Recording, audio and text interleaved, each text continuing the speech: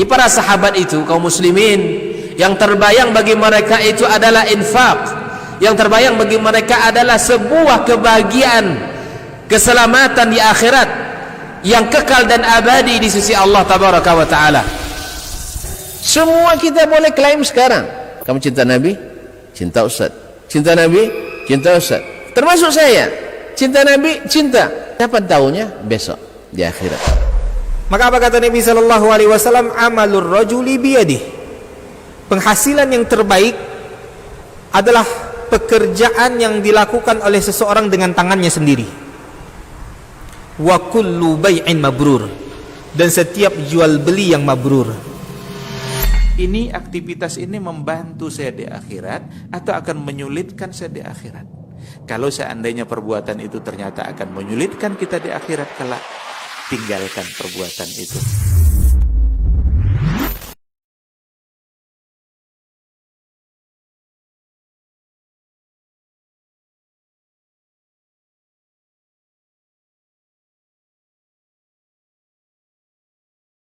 Hadiyalah.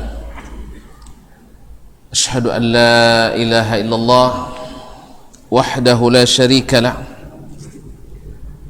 wa asyhadu anna Muhammadan abduhu wa rasuluh la nabiyya ba'dah. Ya ayyuhalladzina amanu taqullaha haqqa tuqatih wa la tamutunna illa wa antum muslimun. يا أيها الناس اتقوا ربكم الذي خلقكم من نفس واحدة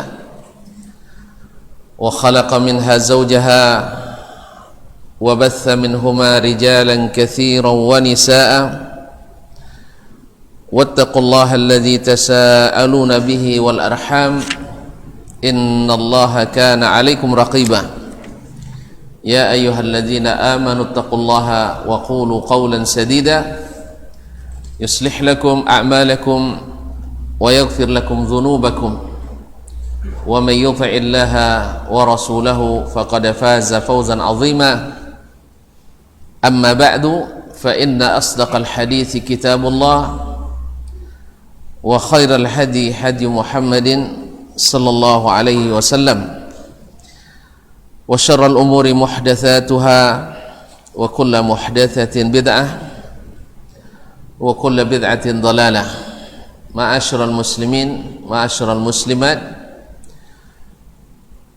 bapak-bapak dan ibu-ibu, saudara-saudara dan saudari-saudari, serta adik-adik dan anak-anak yang hadir di Masjid Raya Bangkinang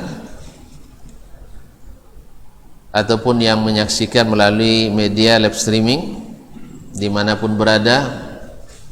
Alhamdulillah, mudah-mudahan kehadiran kita di tempat yang mulia ini semakin mendekatkan diri kepada Ilahi. Berharap nikmat yang didapat Allah balas dengan syukur kita berlipat-lipat. Dan Allah berjanji dan tak pernah memungkiri janji. Alhamdulillah, mungkin di antara nikmat itu adalah semakin kita belajar maka semakin terasa nikmat belajar. Semakin kita mengaji maka semakin terasa kurangnya ilmu kita, dan kita tetap semakin menyenangi majelis-majelis ilmu yang insyaallah diambil dari sumber yang asli dengan pemahaman yang mendapatkan rekomendasi dari Ilahi dan dari sang Nabi yang menjadi utusan Allah Subhanahu wa ta'ala. Jadi tidak payah-payah belok-belok kan. Jadi buka kulit nampak isi gitu, tidak lepas itu kan. Alhamdulillah. Buka daun nampak lapik buah kali. Mak lambek tu. Ni kau buka kulit nampak isi langsung. Bisa dimakan. Alhamdulillah. Jadi tidak ada yang sulit-sulit agama ini, karena memang Allah mengatakan yuridullahu bikumul yusra wala yuridu bikumul usra. Maka akidah dalam Islam bisa dipahami oleh anak kecil yang masih balita sampai orang dewasa asal belum pikun itu. Asal belum pikun. Mudah. Karena apa? Nabi SAW dengan wahyu yang Allah turunkan telah menjelaskan.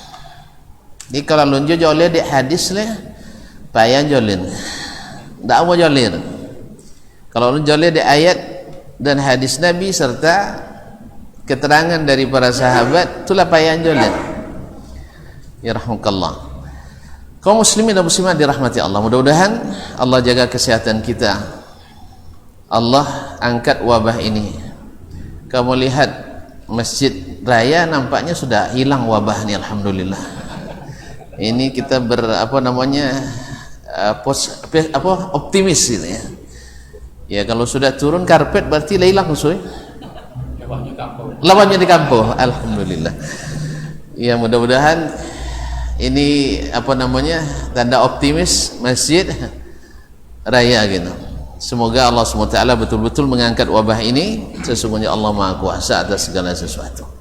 Tapi tetap juga kita haturan dan waspada, karena bagaimanapun itu adalah bagian dari ikhtiar dan usaha kita.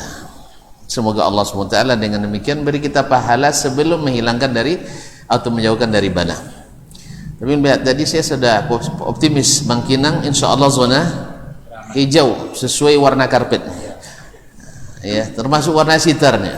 Alhamdulillah, harus yakin. Alhamdulillah. Memang orang Bangkinang dari dulu pemberani juga memang. Nah, orang Bangkinang dari dulu memang pemberani. Nah, kaum muslimin dan muslimat dirahmati Allah, salawat dan salam kepada Rasulullah sallallahu alaihi wasallam yang telah memberikan ilmu ini kepada kita dengan seamanah-amanahnya, sejujur-jujurnya dan sebenar-benarnya. Karena sepakat kita mengatakan Nabi itu bersifat tabligh, menyampaikan, tidak ada yang tidak disampaikannya, berarti semuanya sudah sampai. Yang kedua, beliau amanah dalam menyampaikan, selalu jujur dan sidik, juga berkata benar. Ini tidak ada pakai slogan nyobuin, tidak ada. Nabi kan sebagai mengatakan slogan Nabi nyobuin itu tidak. Yang lebih dari itu Nabi sebutkan, apalagi yang lain. Kalau segan Nabi nyampaikan abasa wa tawalla, tidak sampai ke kita. Dia bermuka masam dan berpaling, tapi Allah perintahkan sampaikan Muhammad supaya dia menjadi pelajaran bagimu dan bagi umat. Apalagi kalau hanya sekedar menyebutkan beliau adalah penghulu Bani Adam, Sayyiduna Muhammad sallallahu alaihi wasallam. Jadi tidak ada yang tidak disampaikannya. Kemudian beliau juga diberikan fatanah, cerdas dalam menyampaikan, sehingga selalu hikmah, bahkan sunnahnya disebut dengan hikmah. Sunnah Nabi bila dekat dengan Al-Quran, maka yang dimaksud dengan al-hikmah adalah sunnah Nabi sallallahu alaihi wasallam, seperti yang ditafsirkan oleh banyak ulama, diantaranya imam kita Asy-Syafi'i rahimahullah, Imam Ibnul Qayyim, Imam Ibnul Jauzi, Imam Ibnu Rajab dan lain-lainnya, bahwa bila digandengkan antara al-kitab dengan al-hikmah dalam Al-Quran, maka maksudnya adalah sunnah Nabi sallallahu alaihi wasallam. Oleh itu, siapapun yang ingin mendapatkan hikmah, maka banyak-banyaklah belajar sunnah, karena disitulah hikmah yang sesungguhnya. Baiklah kaum muslimin dan muslimat dirahmati Allah, doa kita untuk orang tua kita, ayah ibu kita, ustadz ustazah, buya, kiai, nyai yang telah banyak mendidik kita dari sejak TK. Kami tidak ada TK dulu, sang SD payah masuk, bapak tuntangan dulu, kalau tidak jawab tidak boleh masuk. Kan bapak tun dulu juga, kalau tidak jawab telinga sebelah alum boleh masuk nih.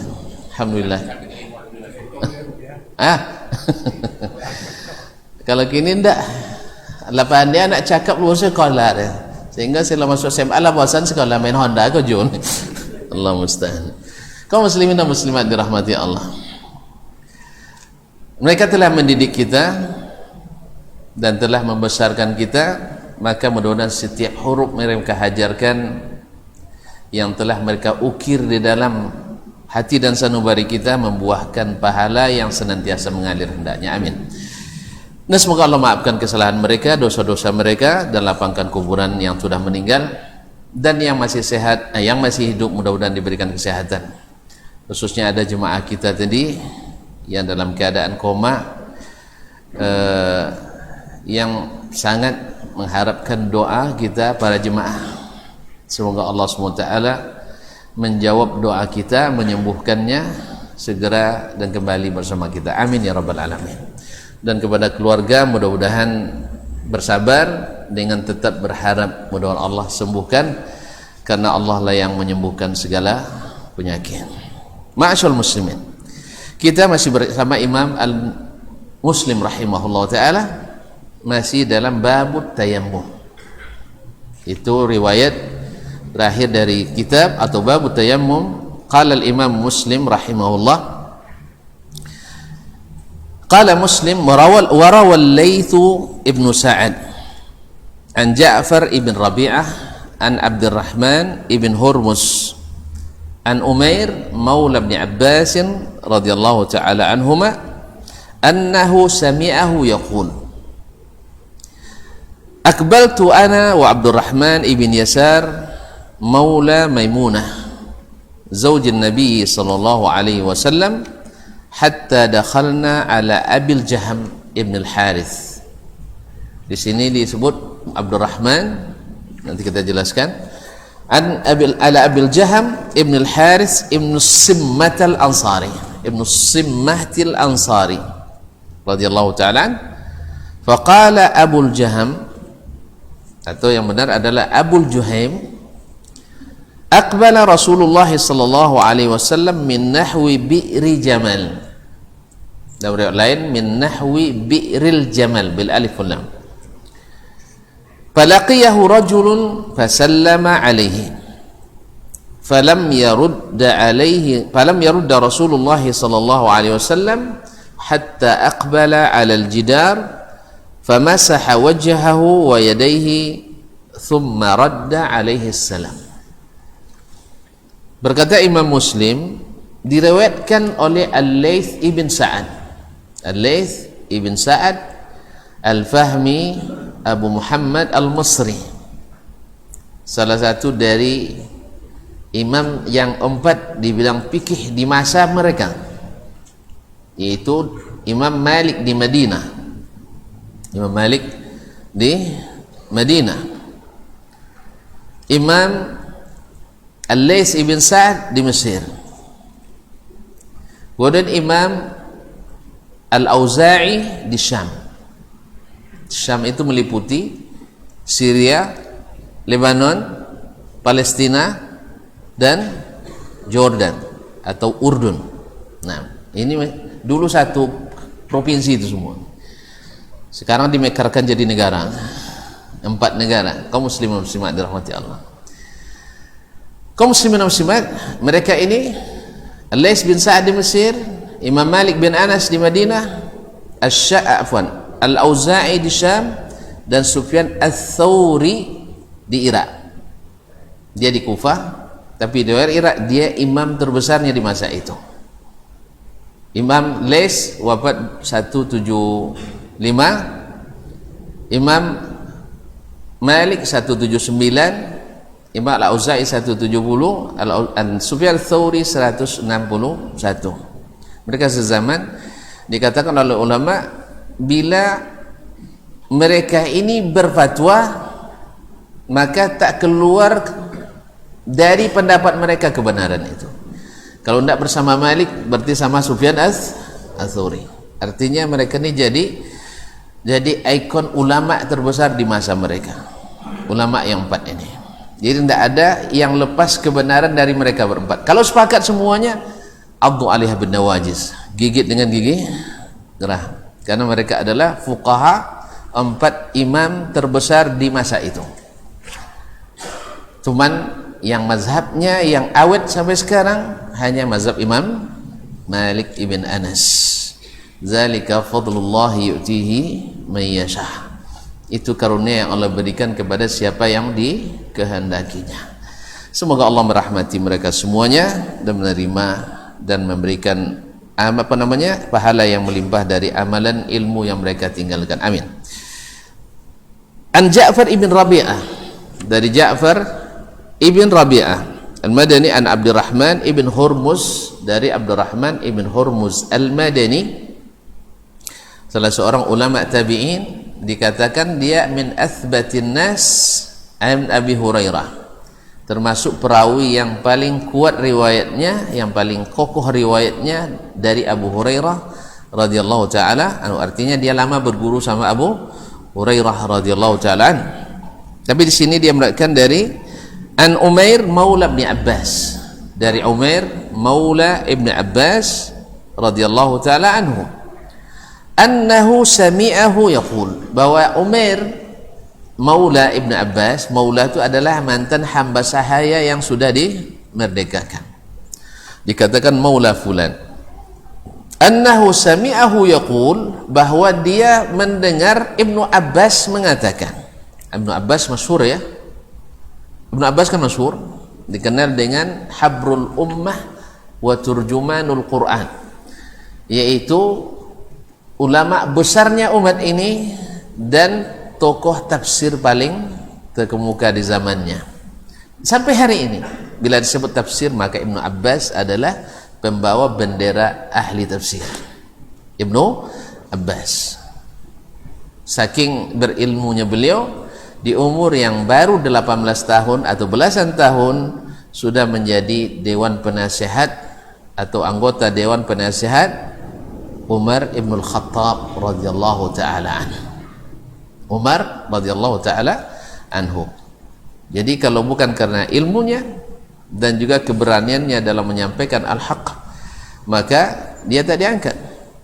Maka bapaknya berpesan kepadanya, ini bagi siapa yang punya diberi kepercayaan oleh penguasa, dia dijadikan orang dekat, jangan dicongkel-congkel untuk membocorkan rahasia, dosa kita. Ya, apa kata ayahnya Abbas, ya bunayya inni ra'aitu amiral mu'minin yuqarribuka ila nafsih. Saya lihat Amirul Mukminin Umar mendekatkan dirimu kepadanya. Jadi bukan dia yang mendekat, tapi Amirul Mukminin yang mendekatkannya. Fahfaz anni thalatha khisal, tolong jaga 3 akhlak yang baik gini. Pertama, la tubadirhu bil kalam hatta yatluba minka, jangan cepat berbicara sebelum diminta. Ini adab majlis ya, karena Nabi ngajarkan kalau ada yang senior biarkan mereka bercakap dulu. Ini sananglah kemudian tinggal menyimpulkan lagi, ya dah. Lopiong du bantah sudah itu menyimpulkan. Kaum muslimin dan muslimat, apalagi ini di majelis yang sifatnya keputusan itu menjadi kebijakan hukum. Jadi kebijakan hukum, maka jangan berbicara sebelum diminta. Subhanallah, adab ini yang jarang terjaga oleh kita hari ini. Alun selasi yang macita interupsi kan, dia masalahnya gitu. Akhirnya bantah. Padahal sebenarnya petunjuk Islam sebelum musyawarahnya, bahas bab lain nanti ya. Dosa dulu ya.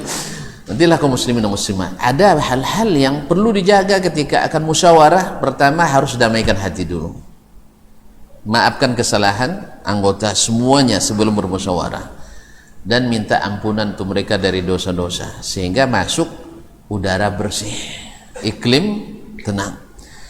Kalau enggak, bila rapat setelah bantah, itu masalahnya. Akhirnya terbawa ke dalam rapat, hasilnya keputusan rapat babantah.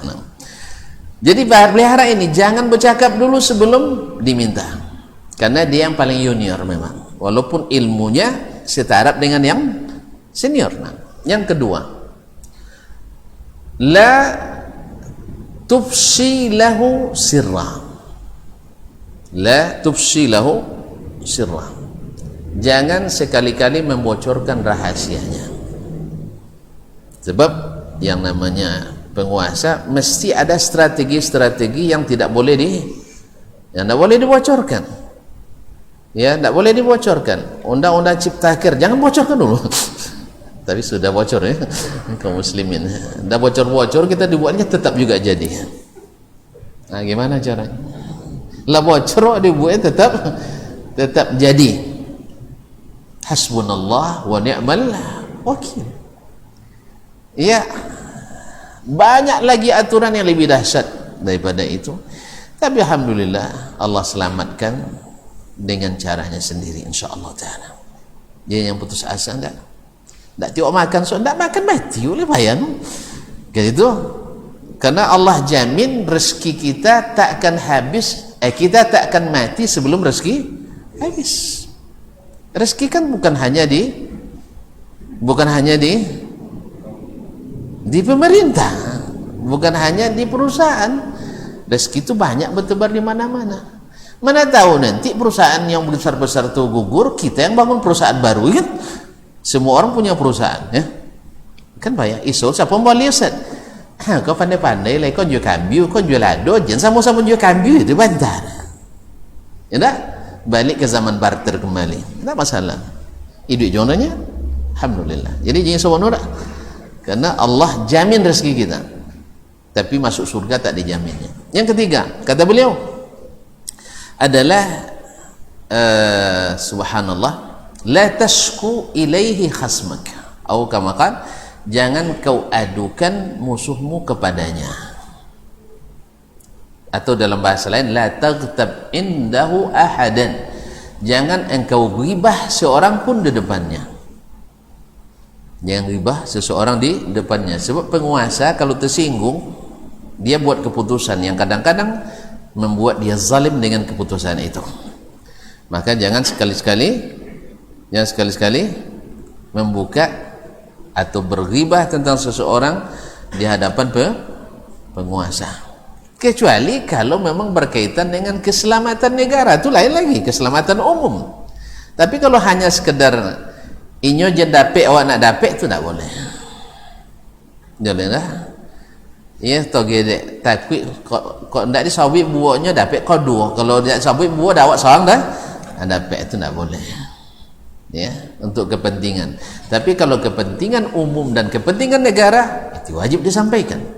Wajib disampaikan. Tapi kalau hanya kepentingan yang sifatnya duniawi, golongan atau bahkan pribadi, maka jangan.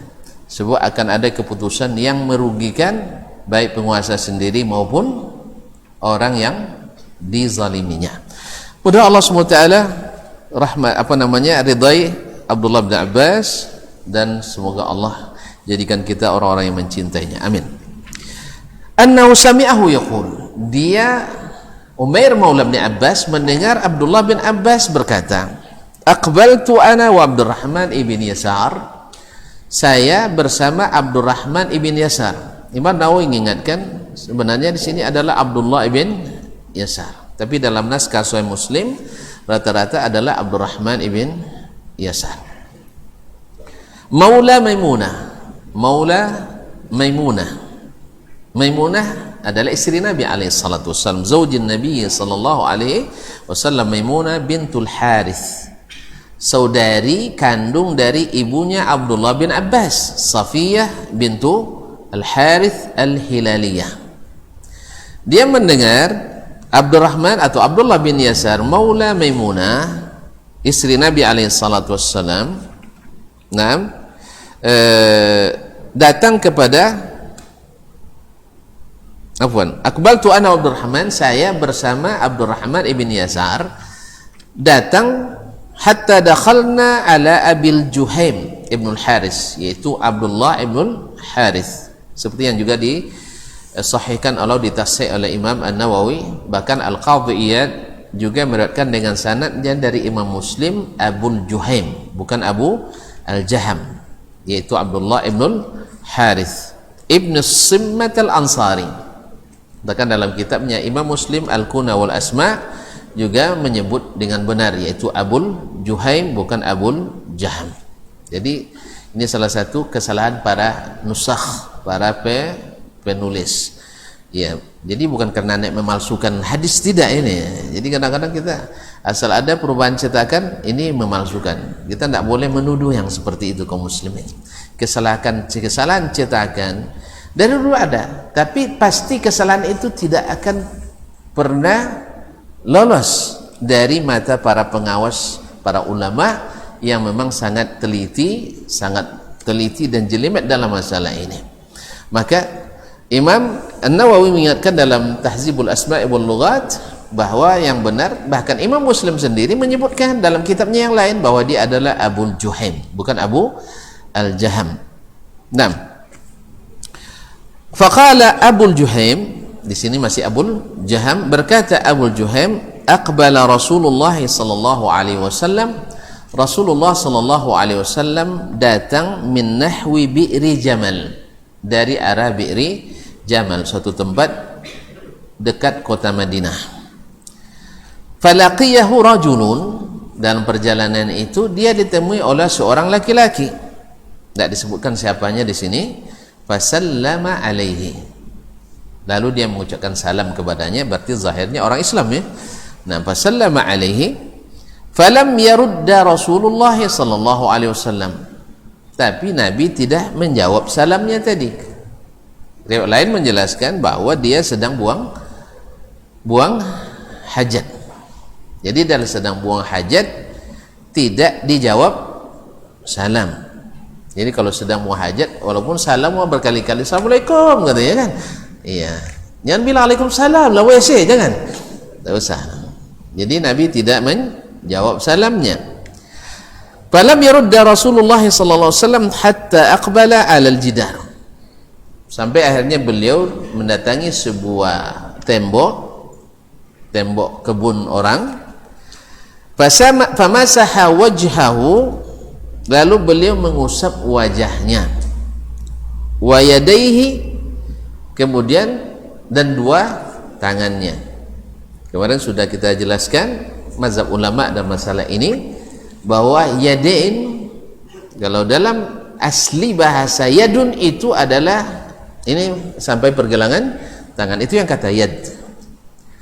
Nah, kalau dimaksud lebih dari itu, biasanya asy-syari', yaitu Allah dan Rasulnya memberi tambahan. Misalnya faghsilu wujuhakum wa aydiyakum ilal marafiq, sampai ke siku. Tapi kalau tidak diberikan tambahan itu, maka yang dimaksud yad itu adalah yang sampai pergelangan tangan ini. Apalagi kalau namanya kaf ya, apa istilah kaf kemarin, tamparan ya. Nah, jadi kaf ini adalah telapak tangan ini.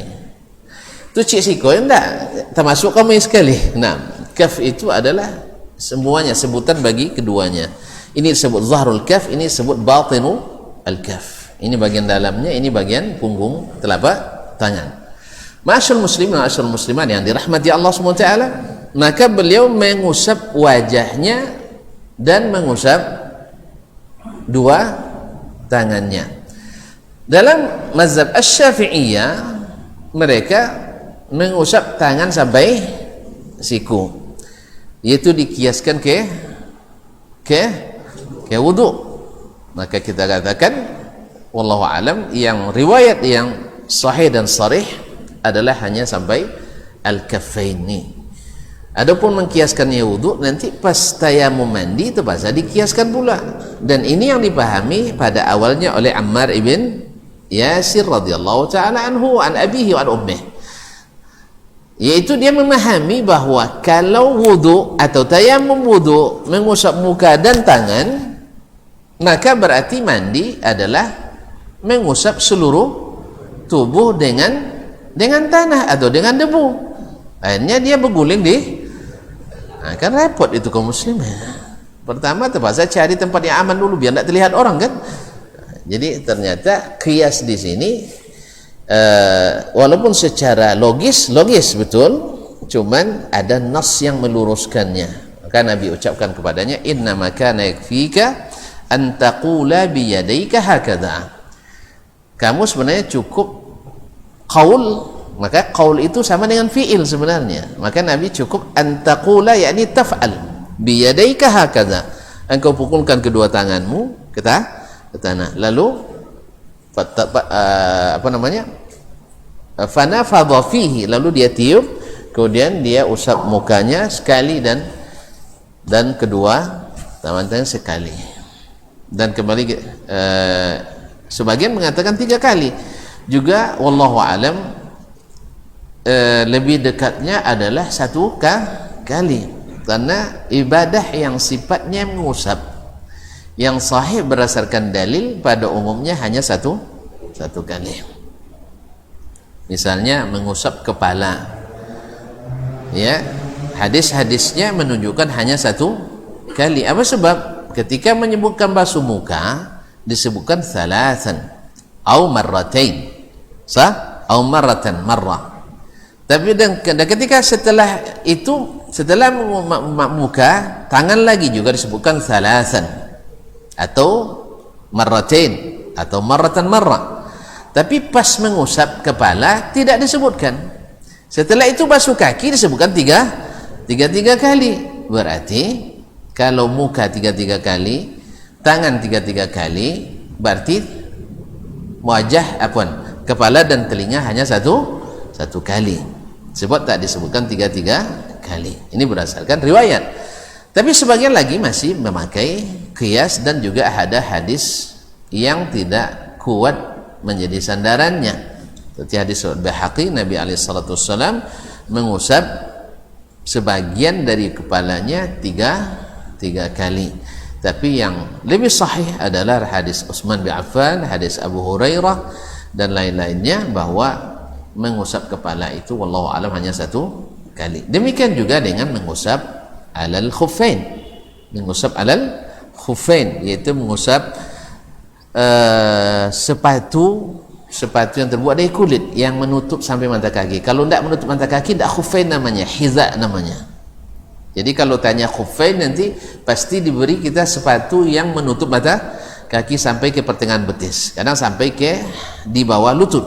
Nah, kalau nak yang seperti itu bilang khuf nanti. Tapi kalau kasih bilang hiza nanti baik sepatu spek sepatu olahraga lah. Sepatu yang hanya di bawah mata kaki itu hiza. Kalau na'al yaitu sandal atau sama tentunya beda terlampau capel. Nah, jadi kaum muslimin dan muslimat dirahmati Allah SWT. Nah, itu juga famasaha, Nabi juga mengusapnya hanya satu kali. Karena apa? Kalau sempat diusap dengan 3 kali sama basah jadi, padahal tujuannya bukan sampai membasahkan atau sampai melumuri, yang penting mengusap. Wallahu ta'ala alam. Wallahu ta'ala alam. Ini khilaf juga di antara ulama, tapi yang lebih dekat berdasarkan dalil yang sahih dan sharih adalah hanya satu kali. Wallahu ta'ala alam. Taib, kaum muslimin dan muslimat, hatta aqbala alal jidar, sampai Nabi menghadap ke dinding atau tembok dan lempelkan tangannya dan mengusap muka dan kedua telapak tangannya. Nah, di sini juga menjadi dalil oleh sebagian ulama seperti Malikiyah, bahwasanya boleh bertayamum dengan apa saja selain debu. Itu tandanya Nabi SAW menempelkan tangan ke tembok, padahal kan ada tanah di situ. Kenapa dia tempelkan ke tembok? Tetapi dijawab oleh jumhur bahwasanya kemungkinan tembok itu pasti ada debunya. Sangka awaknya tak banyak debu kan? Banyak debu awak. Nah, ada tak tembok berdebu? Jadi sepai selama seminggu lah dan telah tabet. Apalagi di padang pasir. Maka mengambil dalil dari situ bahwa boleh bertayamum dengan apa saja selain debu, atau kurang tepat. Karena yang namanya tembok kebun orang, ada kebun babasuh tiai bapel tembok tiai, kan ada sang tembok umai tak bapel doang tiai, berarti pasti ada debu. Jadi kalau menjadikan itu dalil, seperti kata Imam An-Nawawi, tidak tepat istidlalnya. Artinya apa? Bahwa debu mesti menjadi sarana untuk bertayamum, seperti dalam hadis wa ju'ilat liyal ardu masjidan wa tahura, dijadikan bagiku bumi itu sebagai tempat beribadah, tempat salat, dan juga tempat untuk bersuci. Wallahu ta'ala. Kemudian kaum muslimin dan muslimat dirahmati Allah, thumma radda alaihi salam, setelah itu baru dia menjawab salam tadi. Jadi baru kemudian kenapa Nabi bertayamum? Maka sebagian mengatakan kemungkinan Nabi kan dalam perjalanan tadi, belum sampai ke Madinah, kemungkinan dia tidak punya air, kemudian bukan untuk salat, jadi beliau berwudu atau beliau bertayamum supaya menjaga tetap dalam keadaan suci. Jadi sampai bertemu dengan air, atau air yang dibawa oleh beliau tidak cukup untuk berwudu kecuali untuk minum. Ini kemungkinan yang disebutkan oleh ulama, sebab tidak ada kewajiban Nabi untuk bertayamum pada waktu itu kecuali dengan kemungkinan seperti itu. Yang kedua, apakah tayamum itu hanya untuk sholat atau boleh untuk amalan yang lain? Berdasarkan hadis ini, ulama mengistimbat pula bahwa Nabi bertayamum bukan untuk salat, tapi hanya untuk menjawab salam orang tadi. Beliau hanya berhadas kecil. Maka ini juga menjadi dalil oleh ulama bahwasanya untuk amalan-amalan sunat, bila tidak ada air atau tidak mungkin memakai air, maka boleh bertayamum. Jadi bukan hanya khusus untuk salat. Dari hadis ini pula diambil hukum bahwasanya tidak dianjurkan atau tidak termasuk adab ketika kita dalam keadaan buang hajat berzikir, bertasbih, bertakbir, bahkan menjawab salam, bahkan berbicara. Dulu ketika kita belajar di bab fikih, hal-hal yang makruh ketika dalam keadaan buang hajat, menghadap kiblat, atau di tempat yang terlihat oleh orang lain, atau bercakap. Apalagi kalau sedang buang ayu di topian, itu baiti balimo gitu, sampai lagi bah gitu. Astagfirullahnya. Jadi kaum muslimin dan muslimat dirahmati Allah, jadi termasuk hal yang makruh. Dan makruh di sini seperti kata Imam An-Nawawi, makruhu tanzih la tahrim, yaitu menjaga kesucian nama-nama Allah, kesucian sifat-sifat Allah Subhanahu wa taala, tidak dibaca di tempat-tempat yang tidak representatif, yang tidak dihitung tempat yang tidak bagus, dihitung tempat yang tidak kondusif dan tidak suci. Wallahu taala alam. Masih waktu? Baik, silakan.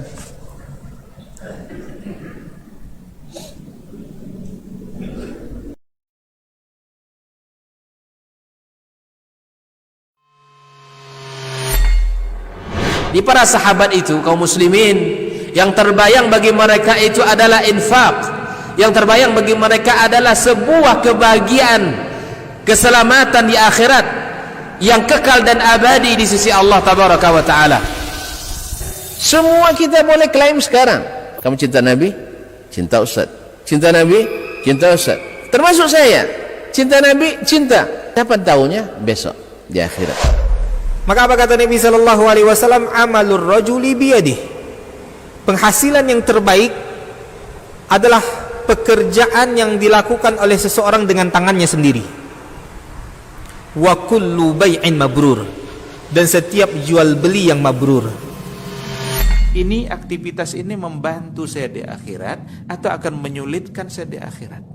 Kalau seandainya perbuatan itu ternyata akan menyulitkan kita di akhirat kelak, tinggalkan perbuatan itu.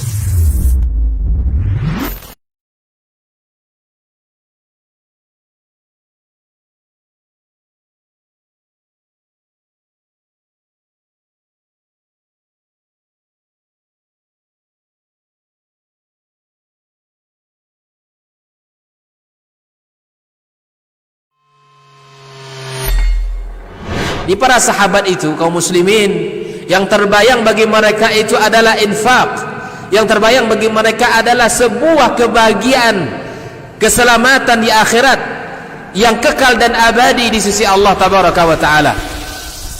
Semua kita boleh klaim sekarang. Kamu cinta Nabi? Cinta Ustaz. Cinta Nabi? Cinta Ustaz. Termasuk saya. Cinta Nabi? Cinta. Dapat tahunya besok di akhirat. Maka apa kata Nabi sallallahu alaihi wasallam? Amalur rajuli biyadih. Penghasilan yang terbaik adalah pekerjaan yang dilakukan oleh seseorang dengan tangannya sendiri. Wa kullu bai'in mabrur. Dan setiap jual beli yang mabrur. Ini aktivitas ini membantu saya di akhirat atau akan menyulitkan saya di akhirat. Kalau seandainya perbuatan itu ternyata akan menyulitkan kita di akhirat kelak, tinggalkan perbuatan itu.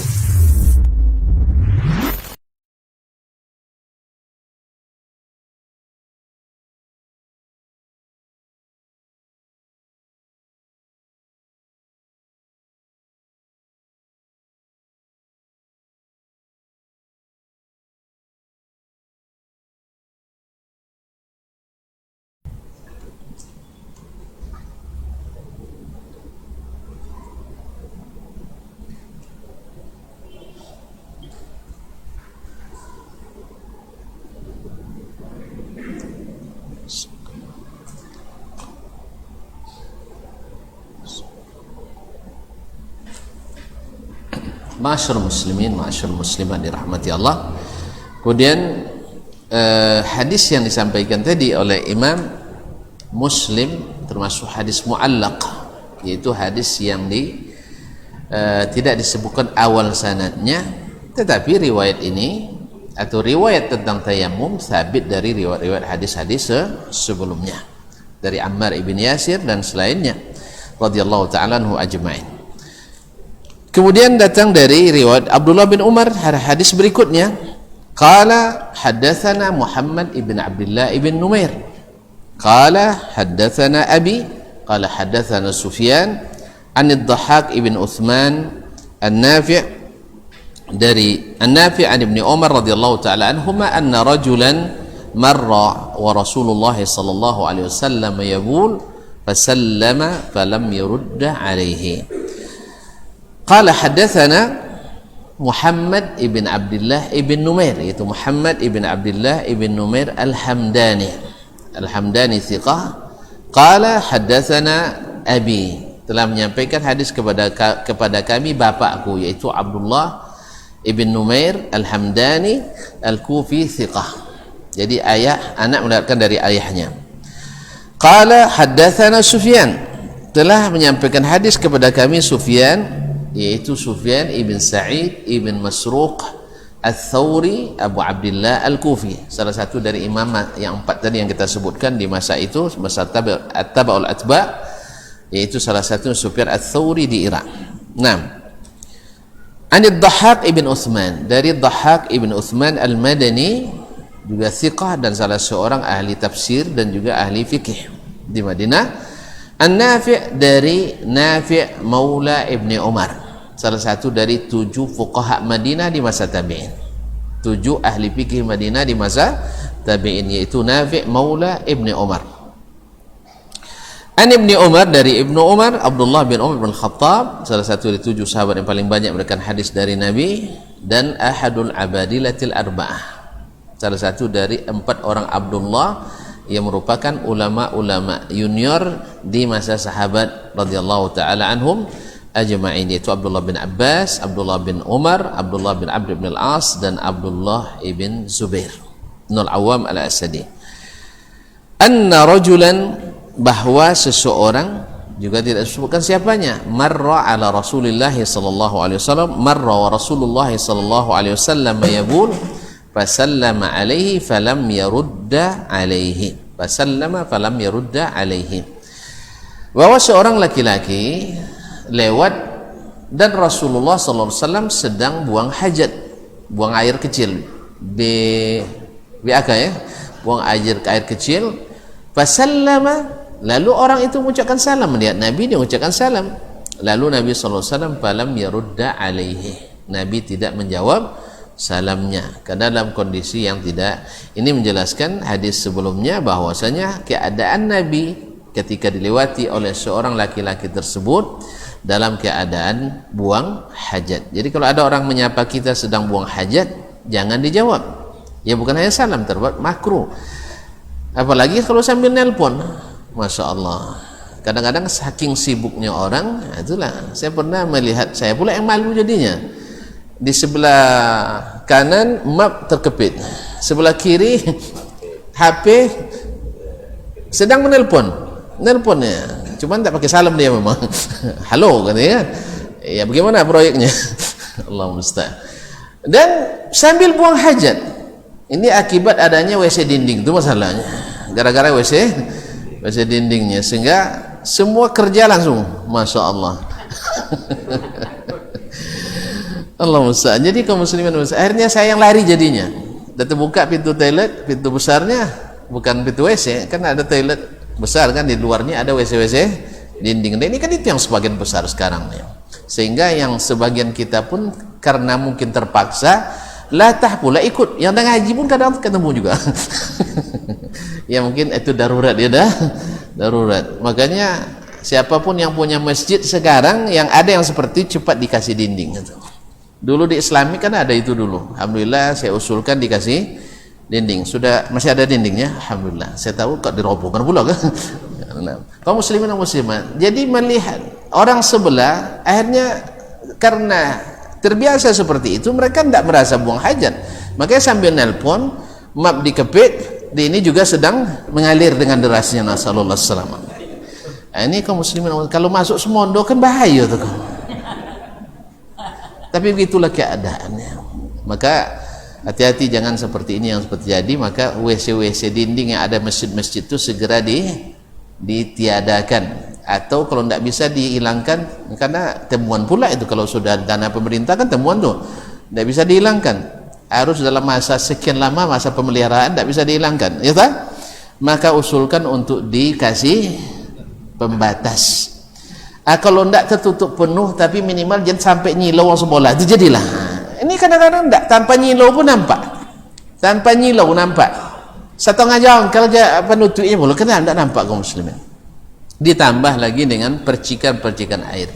Tapi pada atau dijawab dalam hati, tidak diucapkan. Wallahu taala alam.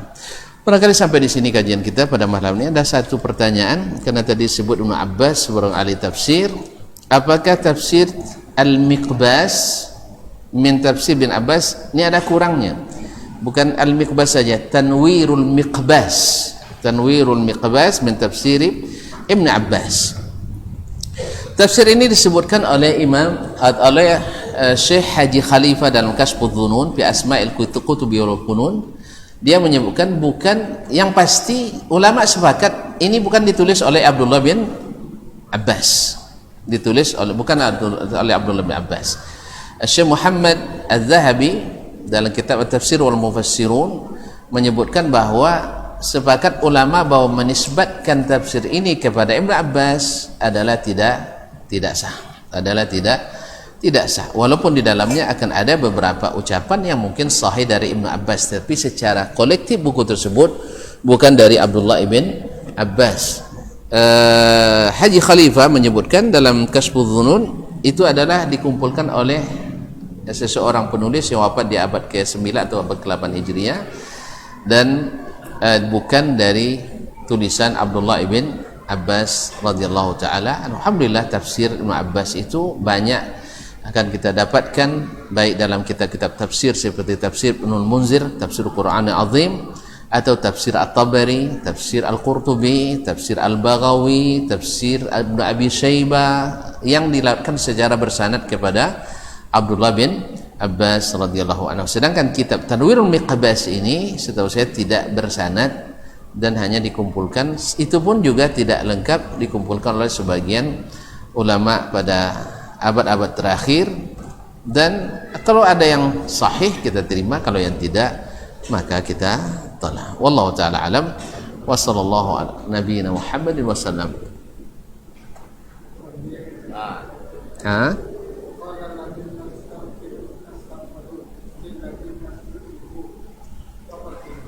Qala allazina istakbaru lillazina stud'ifu. Orang-orang yang dulu sombong dan angkuh, yaitu para pemuka-pemuka dulu yang sombong, yang menolak dakwah Nabi alaihi salatu wassalam, berkata kepada orang-orang yang ustud'ifu, orang-orang yang diremehkan dan diremahkan. Dhaif, orang-orang lemah. Jadi orang-orang petinggi menghina orang-orang perendah. Kami tidak melihat kalian kecuali orang-orang yang rendah, tidak ada punya peran dalam masyarakat. Karena ketika Heraklius ditanya atau bertanya kepada Abu Sufyan tentang Nabi SAW, yang ikut Muhammad itu orang-orang pemuka atau orang-orang lemah? Dijawab oleh Heraklius, oleh Abu Sufyan dengan jujur, yang jadi pengikutnya orang-orang lemah. Kata Heraklius, hakadha atba'ul anbiya. Pengikut seluruh nabi itu memang seperti itu pada awalnya, diikuti oleh orang-orang lemah. Karena apa? Orang lemah ini tak ada yang akan kepentingannya akan tidak ada kepentingannya. Ketika dia menerima Islam, misalnya harus tutup karaoke misalnya, dia tidak risau karena tidak ada karaoke yang mau ditutup. Ya tak? Atau seorang backing judi misalnya, dia tak akan susah menerima haramnya judi, pasalnya tak ada biliar yang akan ditutup. Atau seorang bandar narkoba, dia yang bukan bandar atau orang yang tidak terlibat narkoba tak risau narkoba dikatakan berbahaya. Tapi kalau yang bukan, ini yang mengatakan ini yang berbahaya. Demikian juga dengan hal-hal segalanya. Jadi segala kepentingan itu selalu berada di pemuka masyarakat. Maka cenderung dakwah para nabi itu lebih mudah diterima oleh orang-orang yang polos-polos seperti kita ini. Nah, tapi kalau lan jadi presiden, wah itulah gak payah kan? Maka Heraklius tidak jadi beriman lah, gara-gara beliau adalah kaisar. Jelas? Jadi uang semakin tinggi jabatan semakin pengacu atau tuan. Jalannya semakin tinggi jabatan semakin pengacu. Kecuali orang-orang yang dikuatkan oleh Allah Subhanahu wa taala. Takut ikut jabatan hilang. Jadi, fahamnya ya? Takut jabatannya semakin kaya, semakin penakut, takut kekayaannya habis. Jadi oleh sebab itu yang tadi tu Datuk tanya tu. Uang lah nanti. Baik, terima kasih. Sampai di sini kita jumpa kembali insyaallah. Subhanakallah bihamdik, asyhadu an la ilaha illa anta astaghfiruka wa atubu ilaik. Wassalamualaikum warahmatullahi wabarakatuh.